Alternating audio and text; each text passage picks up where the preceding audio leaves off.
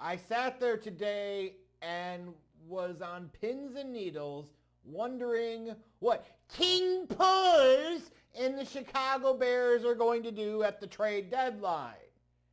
You're wondering, are they going to be sellers? And if so, to what degree? That's what logic should dictate you should potentially do when you're 2-6.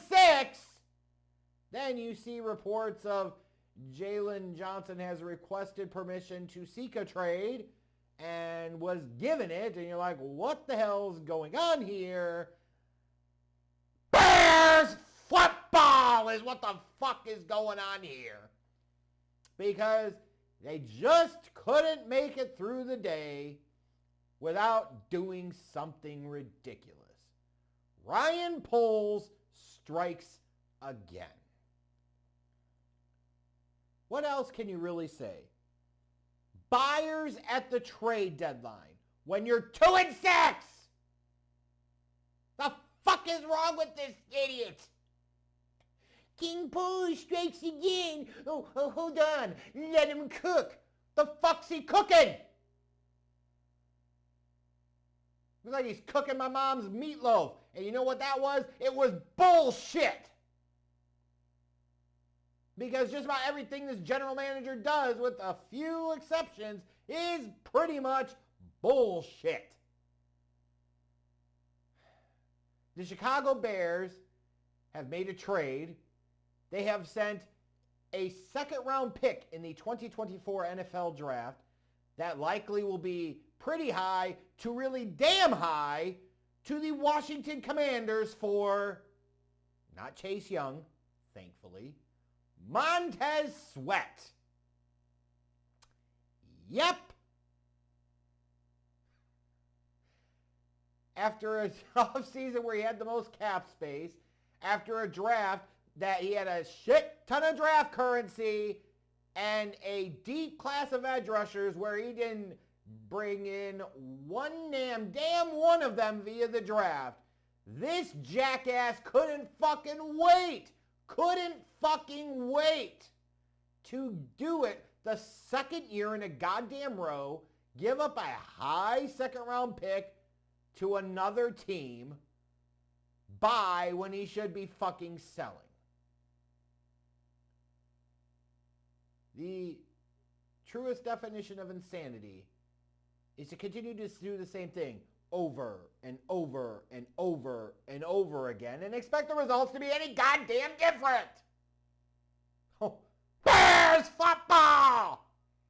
Now look, if the Bears were going to trade for a Washington edge rusher, I would have rather it been Montez Sweat than Chase Young.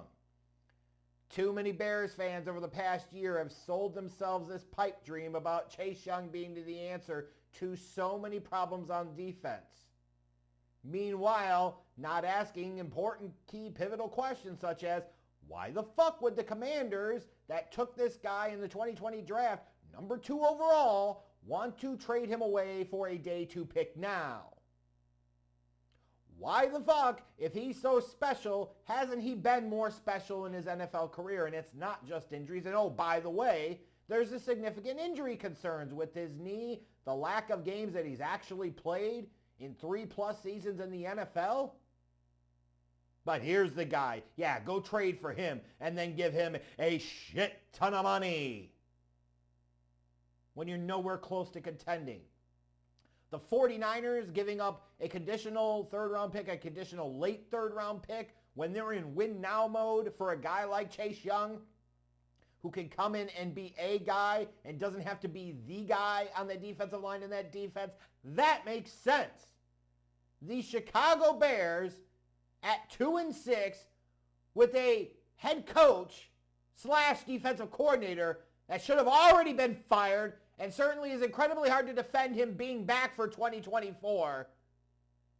They bring arguably the 3rd or 4th best defensive lineman from the Commanders to the Bears and give up a high second-round pick. Doesn't this sound a lot like the Chase Claypool situation last year? Give up a high second-round pick for another team's wide receiver 3 because you didn't draft the wide receiver that took his job in George fucking Pickens. Meanwhile, should have told you, ding dong, dumb dicks, there's something wrong here if they just drafted a quarterback in round 1 and they can't wait to get rid of this asshole. But Ryan Poles said, yuck, yuck, Twinkies, give them to me. Like, Ryan Poles looks like the type of fucking guy. He's the type of fat ass that gets his ass kicked by the scrawny fuck in a hot dog eating contest. Like, real talk. Like, he's the guy that everybody looks at and says, oh, look at that porker. He's going to knock down like 35, 40 dogs in 10 minutes, and he eats 5, and he's like, I'm famished.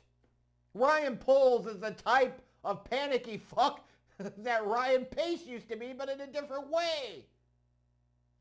So many Bears fans, and legitimately so, used to criticize Ryan Poles for getting ants in his pants and always giving up future high premium draft picks for the here and now.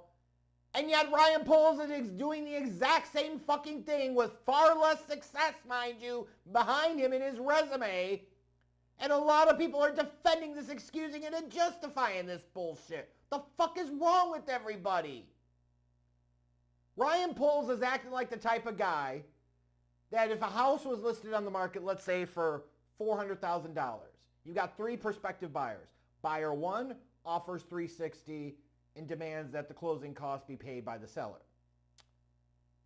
Buyer 2 offers $375,000 and agrees to split the closing costs. Ryan Poles comes in with this 580 credit score, somehow got approved for $450,000 on a goddamn mortgage at the ridiculous rates that they're at now, and says, let me overpay for this fucking house because I'm an idiot and I can't wait because I'm desperate. That's who the fuck Ryan Poles is. Desperate teams make desperate decisions, desperate moves that are so often dumb. No, trading a second-round pick for Montez Sweat is not trading a first-round pick for Sam Bradford at the beginning of a season levels of dumb, but it's not great. This is missing the plot. Basically, the Chicago Bears have given up what, for all estimations and intents, will be a very high second-round pick for a guy that is going to be a free agent in a few months, meaning they didn't want to wait and risk it and have him not hit the free agent market because Washington extends him or puts a franchise tag on him, which the fact that they were willing to trade both Sweat and Chase Young indicates to me they weren't going to fucking do that. Ryan Poles couldn't help but outbid him fucking self. And here comes the idiots in the comments. Well, you had other teams interested. Atlanta was willing to offer a third-round pick. And yeah, there's a big difference between a third-round pick that could be kind of middle of the pack and Ryan Poles jumping in instead of going, hey, I'll give you like a third and a fourth rounder next year or a third and a fifth rounder in 2024. He says, I'm going to give you a second-round pick. I got to have him now. Just so that way the Bears can have a couple of months jump start on getting a long-term damn deal done with this guy where you know they're going to have to fucking pay him $20+ million a goddamn year. Like, what the fuck? Montez Sweat is solid. I like Montez Sweat's game. He is not elite. He's a second-tier edge rusher. He's the type of guy that, unlike Chase Young, will actually play in every game, and he'll give you solid production. He'll give you somewhere between 7 and 9 sacks. He's not a high-end double-digit guy. He's not an elite edge rusher. So it's okay. And some of you might look at this in a vacuum and say, hey, giving up a second-round pick for a proven commodity in his late 20s isn't all that bad. To which I say, one, this edge rush class and next year's free agency is not weak. It actually looks pretty strong. Ryan Poles jumped himself in a couple of different ways here because he's panicky, and panicky people make panicky, dumb fucking dick decisions, which is exactly what the fuck this is. He gave up another second-round pick. Like, think about how stupid this is. In an offense-first league, where the priority was supposed to be do everything you can to make sure Justin Fields succeeds, even though I don't believe he's the guy, and he's proven he's not the guy, that's still the assignment. As long as he's there in Chicago, you build around him. And instead, this fat son of a bitch at Hallis Hall has sit there and invested now over the course of 2 years 5 second-round picks on the defensive side of the ball. Who the fuck does that? Because you hired a defensive-minded head coach? Well, there's another fucking problem. I believe in Ryan Poles. He's King Poles. Let him cook. He's got my trust. For what? He's 5-20 as the fucking general manager of this goddamn roster and team. He built this third-rate roster. He hired the dumb dick coaching staff that you all hate so much. He put the piss-poor, mediocre infrastructure around Justin Fields. But you're going to do backflips for a second-round pick, a high second-round pick being traded for a solid, not spectacular edge rusher that you're about to have to pay $20+ million a year in order to justify that high second-round pick that you gave up to get him? The fuck? Bears football! I guess you could argue that, hey, the 1 second-round pick that this jackass invested in the offensive side of the ball was in the Chase Claypool trade, so maybe you don't want him drafting offensive players on day 2. Fuck, you might be right there. Because what's the one other day 2 draft pick he's invested on the offensive side of the ball? Velus Jones Jr. Come on, like, fuck.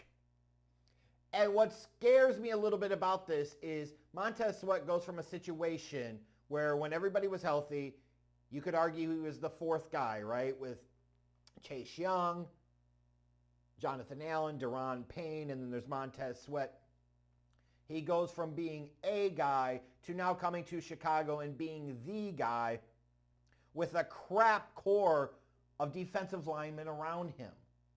And what's even more ridiculous about this is you don't even know, unless they made the decision they're going to retain Matt Eberflus for 2024, which is just astoundingly stupid in and of itself when he's done nothing to show you that he deserves any more games, let alone a whole nother full season in 2024 of this shit.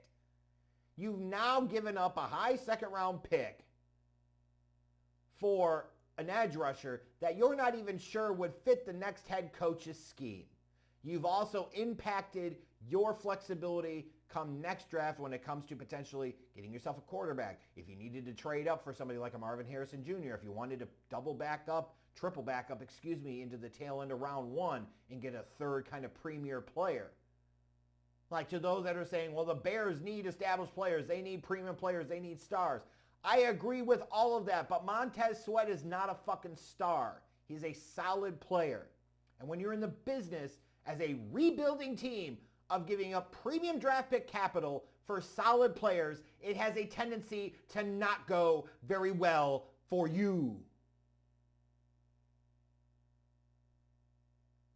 Even when you see the reports of, well, the Commanders weren't thinking about trading Montez Sweat, which isn't entirely true. You know, that's bullshit to some degree. But the Bears' price was too good to pass up on. That means you panic buy. That means you overpaid, you moron. Just couldn't fucking help himself. Ryan Poles just couldn't leave shit alone.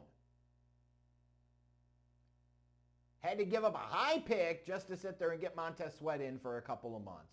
So he has a chance to get him locked up to a big long-term deal. Well, what if he didn't hit free agency? Well, what the fuck if he doesn't anyways?